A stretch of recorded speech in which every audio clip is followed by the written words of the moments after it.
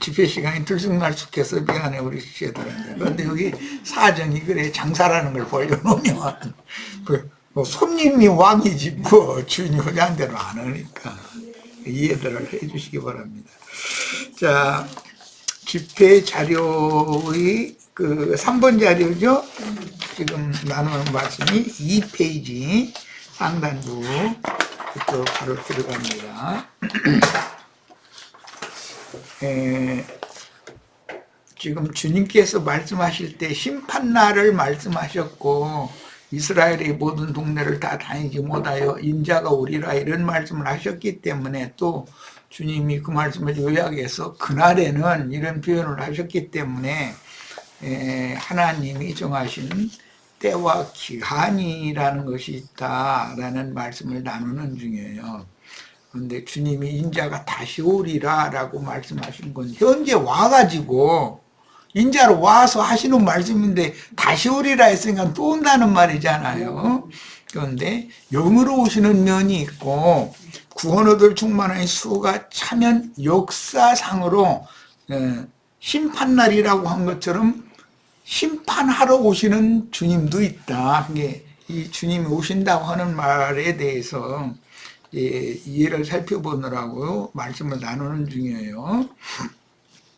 흔히 7년 대환란이라 하는 그 심판날들을 이 생에 살아서 맞은 신자들도 짐승의 때에 7년 대환란이라는 것이 짐승 때죠. 시험을 이긴 여부가 금갈대 자로 사람 천사의 청량을 받는 것인데 이것이 신자들의 신앙을 검증하는 그리스도의 심판대다. 그리스도의 심판대라는 건 불신자들을 심판한다는 말이 아니고 신자들을 심판한다는 거예요. 항상 하나님은 당신의 집에서부터 당신의 자녀들을 먼저 심판하고 그 다음에 최후로 세상 불신세계를 심판하는 거다라는 말씀이에요. 신앙의 정절을 지킨 처녀로 어린 양의 신부성 안에 들어간 후에 주와 함께 새 땅에 내려와서 몇 고를 다스리며 영적 제사장의 사역을 수행할 것인지의 문제는 그가 이룬 혼의 구원 정도 되고 생명의 빛을 새 세상의 만국 백성들에게 반사하여 공급도 하고 다스리기도 합니다. 그러므로 구원을 얻은 것은 물론이고 진리를 아는 데 이른 수준에 따라서 영광의 성에 들어가 생명 나무시고 생명수를 받아 새하늘의 영광과 구원이로 새 땅의 양무리를 이건 이제 만국 백성이다 이렇게 표현이 됐어요. 공급하며 마곡 백성 이것은 이제 땅의 백성이라고 되어 있어요. 마곡 백성 만국의 염소무리를 철장으로 통치할 수 있으니 이것이 천국의 다스림입니다. 양무리에게는 철장으로 다스리는 게 아니라 공급을 하는 것이죠. 다스린다라는 말은 아버지가 가정을 다스린다라고 하는 것은 밖에 나가서 열심히 일해서 돈 벌다가 아내한테 줘서 가족을 이렇게 생계 문제나 모든 문제를 다 책임지고 해나가는 것 그런 것을 성경에서는 다스린다 이렇게 표현했는데 다스린다라는 말은 한 면에서는 공급, 한 면에서는 칠이 양면이 있는 것이다 그 말이에요.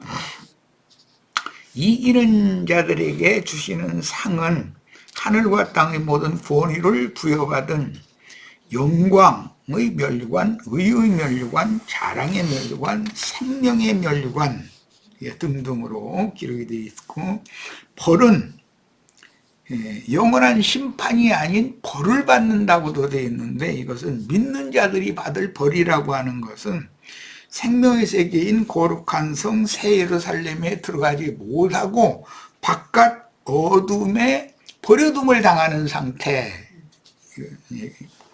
그러면 그건 부끄러움을 당하는 것이죠. 같은 믿는 사람들이었는데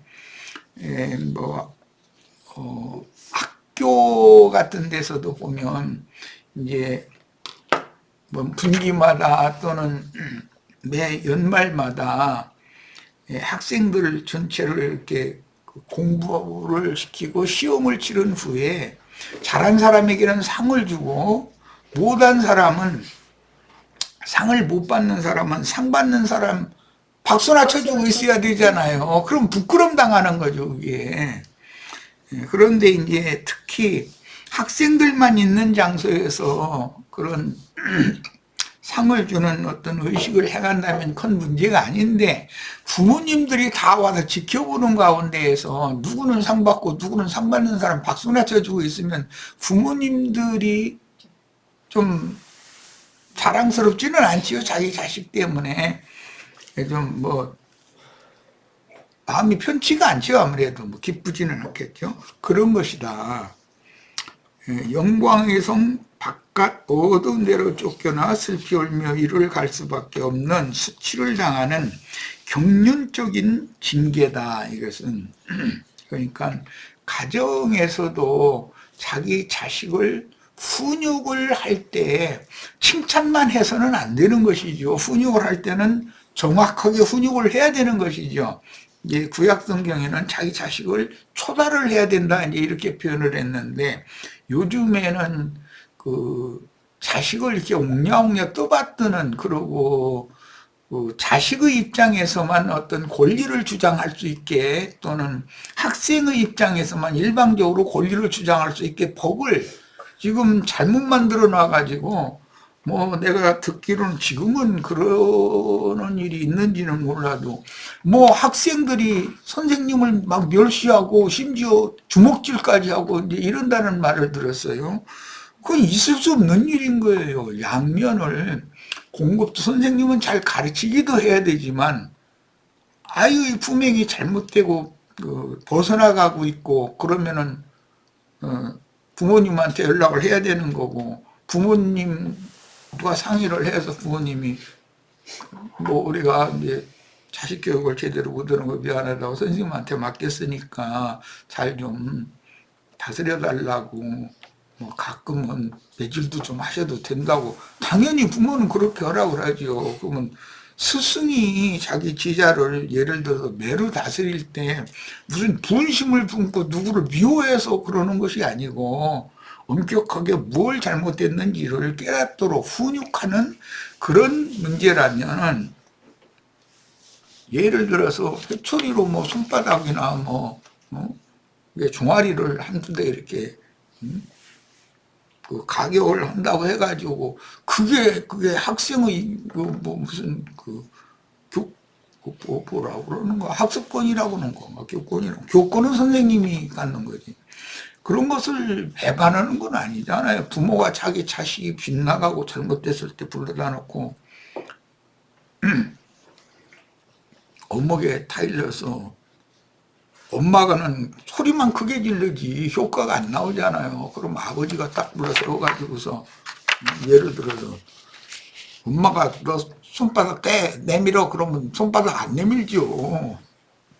고개 빠빠이 쳐들고 아버지가 손바닥 내밀어 하면 꼼짝도 내놓으라든지 안 그러면 이제 아버지가 손바닥으로 뺨을 후려갈 판이니 뭐 뻔하잖아. 이게 필요에 따라서는 당연히 치리도 해야 되는 거다.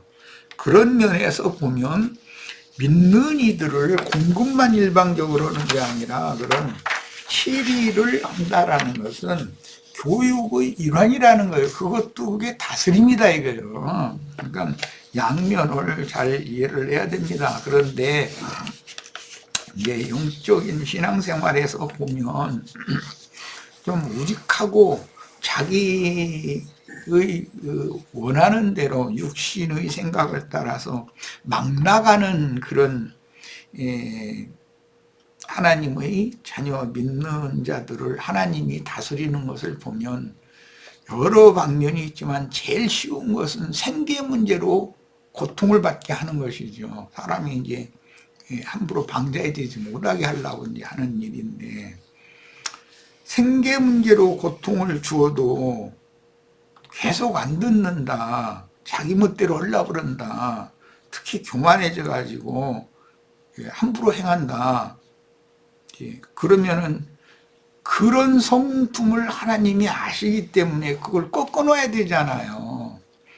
그러면은 이제 뭐 가정에 뭐 평탄치 못한 어떤 문제가 생긴다든지, 그래도 안 들으면 그 본인을 병으로 이렇게 쳐가지고 자신을 돌아볼 수 있게 하는 여러 가지 방법이, 치리하는 방법은 여러 가지가 있을 수가 있어요.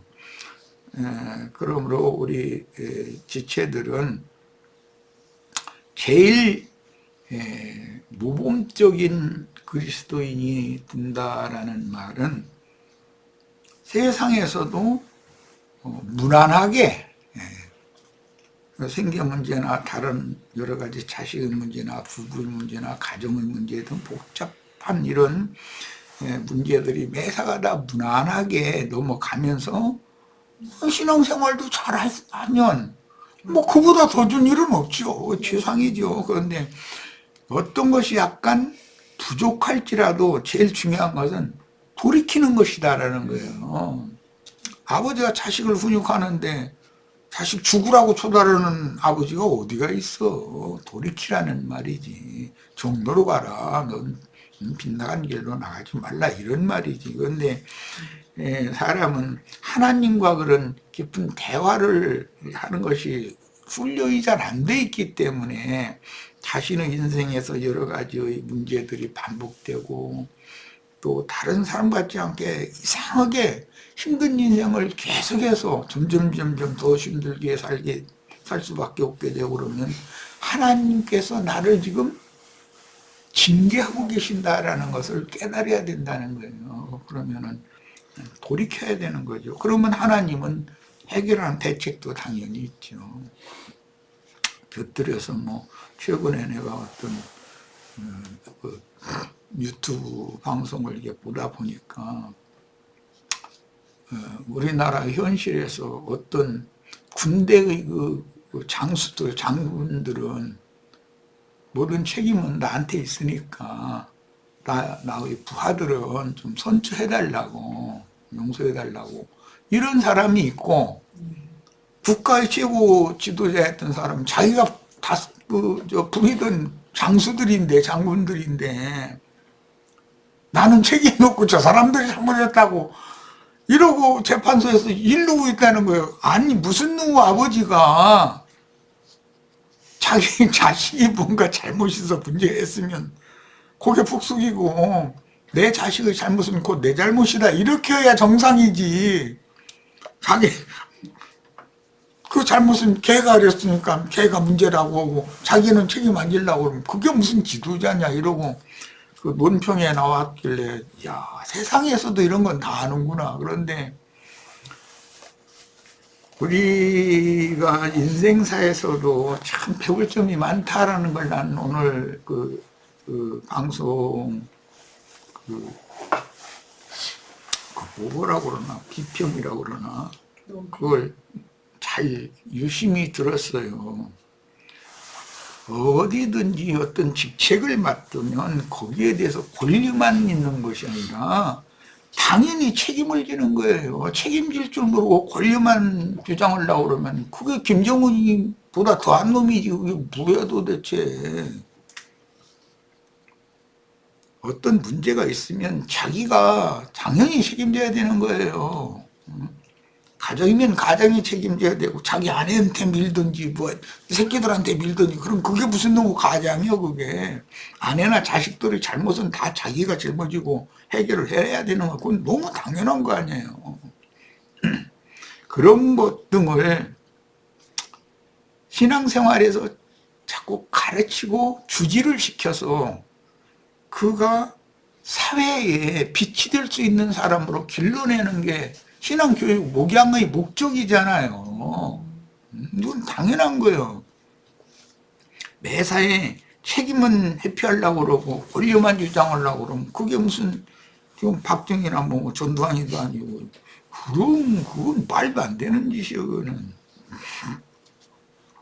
뭐 상 볼 얘기를 하다 보니까 여기까지 갔어요. 근데 우리 형제 자매님들은 자신의 인생 경영에서 내가 주님 앞에 순종하는 사람인지, 끝내 거역하고 하나님과 다투자고 덤비는 사람인지, 문제를 지적받았을 때는 책임자로서 지적을 받았으면 당연히 책임을 져야 되는 거 아니에요. 하나님은 내가 잘못했습니다. 그 책임을 내가, 하나님께서 나에게 내리신 징벌이 있으면 달게 받겠습니다. 이렇게 해야 5대 때릴 것을 2대로 감해주고, 아이고, 그냥 매질은 않겠다.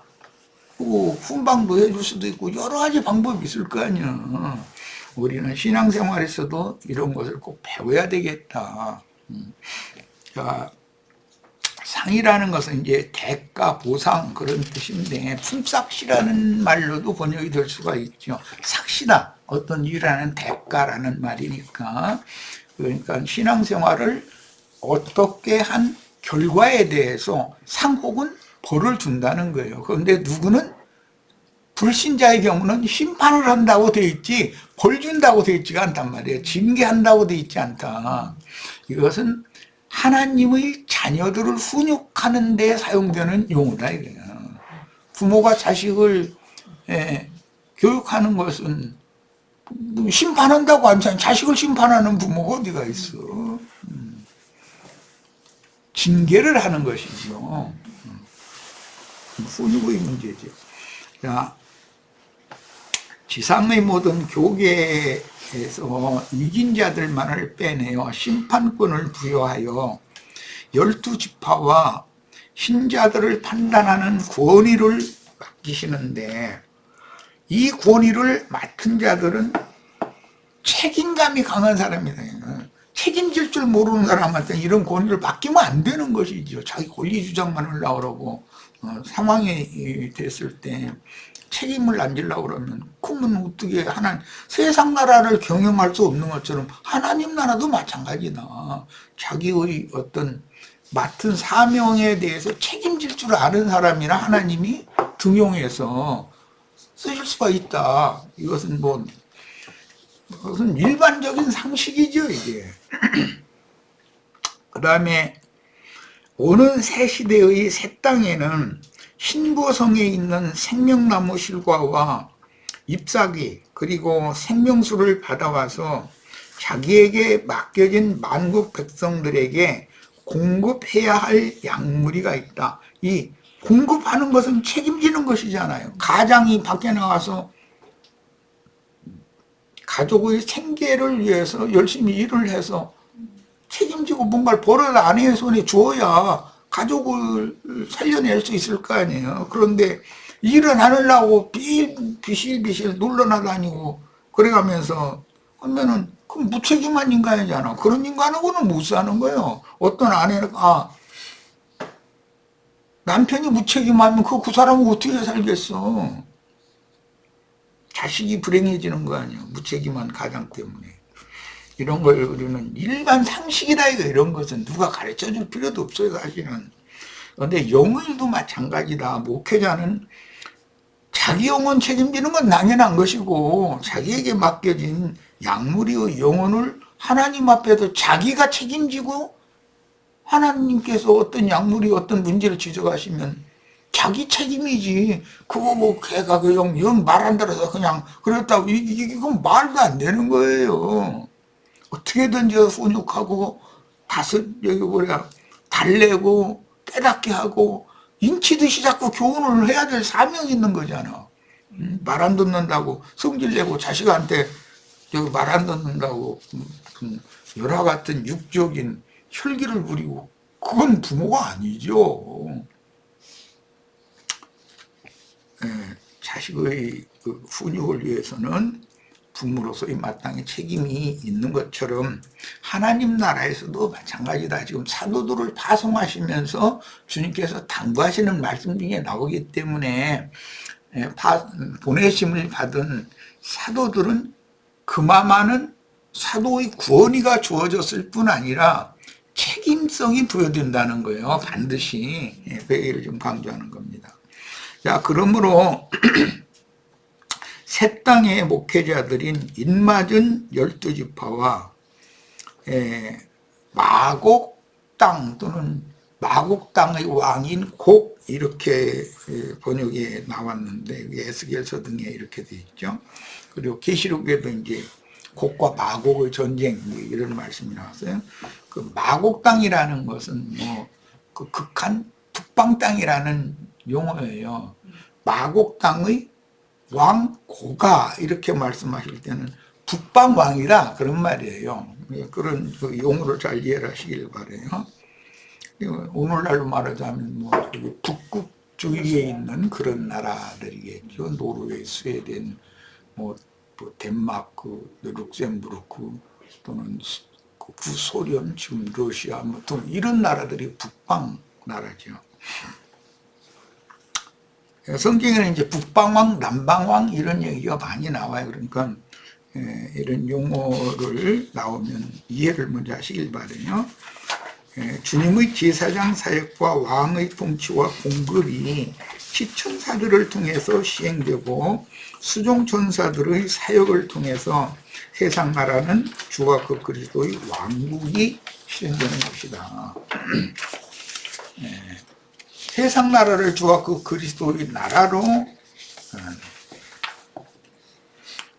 바꿔서 주님께서 영원한 왕으로 세상 나라의 왕 중의 왕으로 하나님 나라를 세우고 다스리기 위해서 지지자들을 지금 파송하는 얘기다라는 거예요. 목적은 세상 나라를 주와 그 그리스도의 나라가 되기 위해서 하나님이 영원한 왕으로 영과 생명의 새 세계를 영원히 통치하고 다스리는 그런 것을 하나님이 영원 전부터, 창세 전부터 그걸 마음에 작정을 하고 계셨고 그걸 역사상에 지금 실현하는 이야기라는 거예요. 구약성경은 전부 거기에 대한 모형을 기록했고 신약성경에 예수님이 오셔서 창세기 에덴 동산에서 일어났었던 그런 사건을 예수님은 창세로부터 감추인 천국의 비밀이다. 그러면서 천국 농사, 천국의 목양 이걸로 설명을 했단 말이에요. 창세기 내용은 예수님이 마태복음 13장에서 설명해 준 이 내용을 가지고서 창세기 내용을 이해를 해야 된단 말이에요. 창세기 해석은 그렇게 해야 되는 거예요. 기본적으로. 뭐 땅을 다스려라 이렇게 했을 땐 땅의 농사를 잘 경작을 잘 해라란 말이고 목양하는 아벨을 죽이고 아벨 대신해 주신 셋의 후예들 그 후손들은 먼 훗날까지도 우리의 그 선조들은 대대로 목축하는 직업을 가진 자였었다라고 이렇게 표현을 해요. 이 말은 하나님의 일을 위해서 목자로서의 인생을 사는 것이 그들의 선조들의 인생에 있었다라는 것을 보여주는 거예요.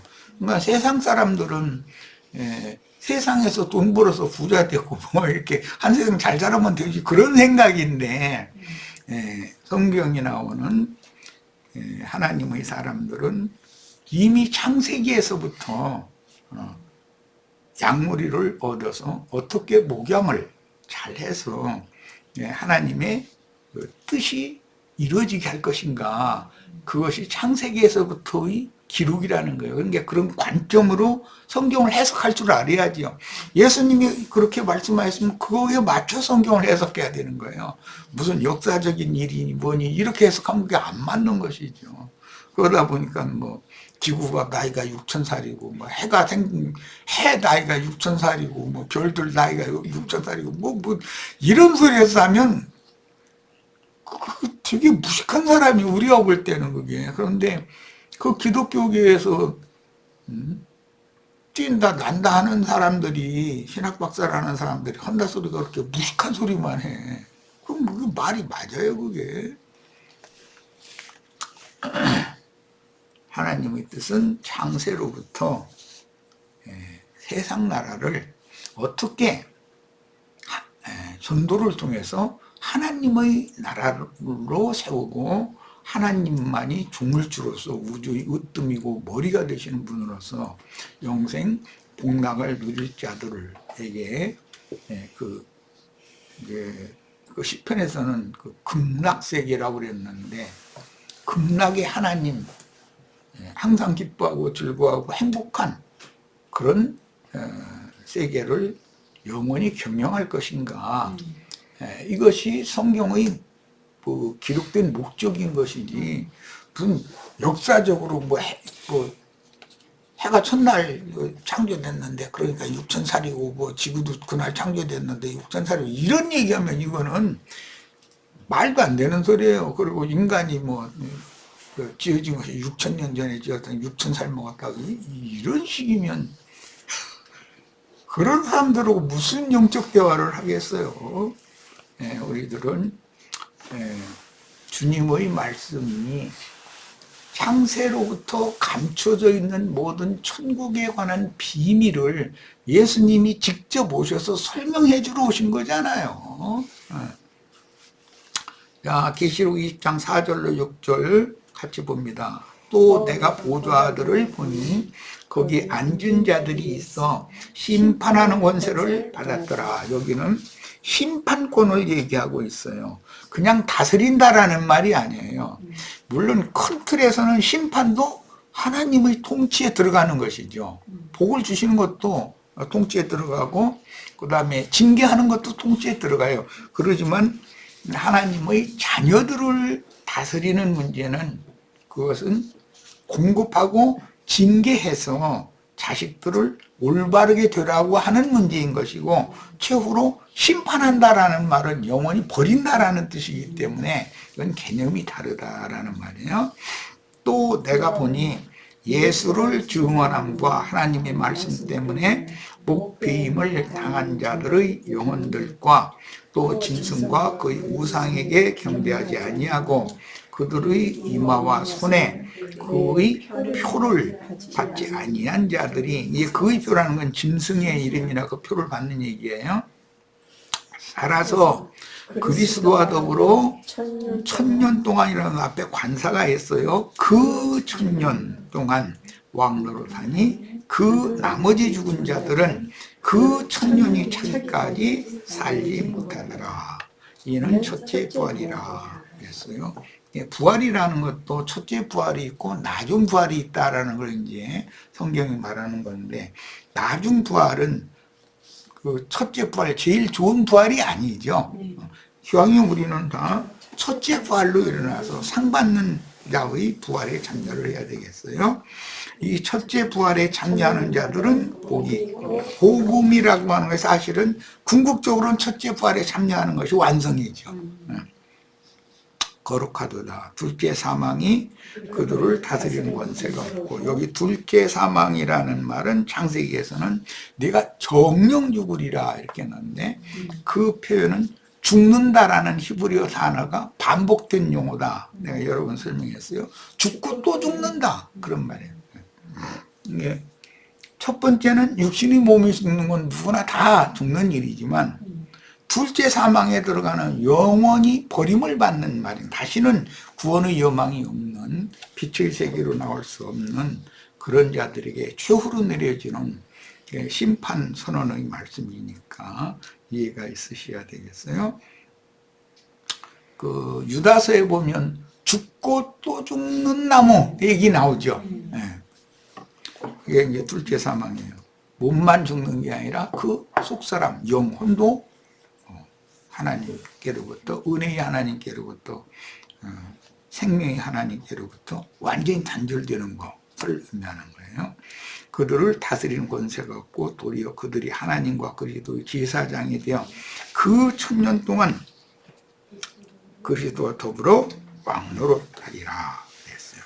고린도전서 3장 12절로 15절에서 불 가운데서 구원을 얻는 나무나 풀과 짚으로 세운 어린아이신 자들, 젖이나 먹는 자들이라고 그랬죠. 히브리서 6장 1절로부터 8절, 저주함에 가까워, 그 마지막은 불사름이 되는, 여기도 젖이나 먹는 어린아이신 자들이라고 그랬어요.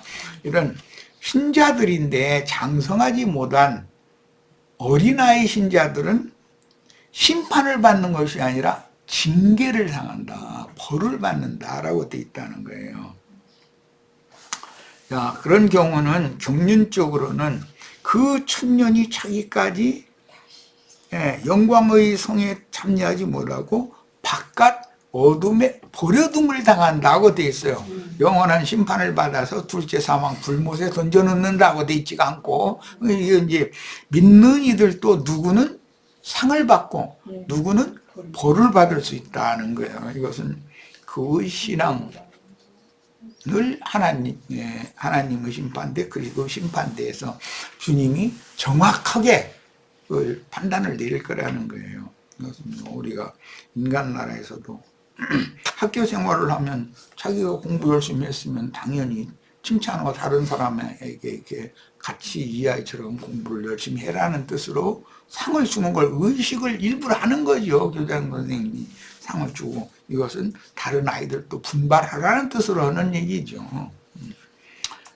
어린 양의 신부성으로 인도한 충성된 종들은 첫째 부활에 참여하여 그 천년이 사이까지 그리스도와 더불어 왕들이 되어 마곡 백성들을 출장으로 치리하여 하나님의 의가 새 땅의 만국의 강물처럼 흐르는 공의의 새 시대인 주와 그 그리스도의 왕국을 경영하신다.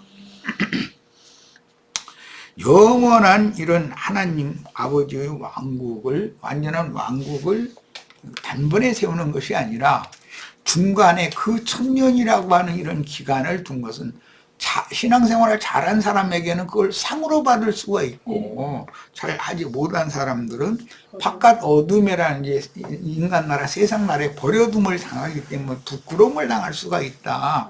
그러니까 그 천년 왕국은 누구에게는 격려가 되고 누구에게는 부끄러움이 될 수가 있다라는 거예요. 첫 시간 여기까지 해서 잠시 쉬고 나중에 다음 시간 나누도록 합니다.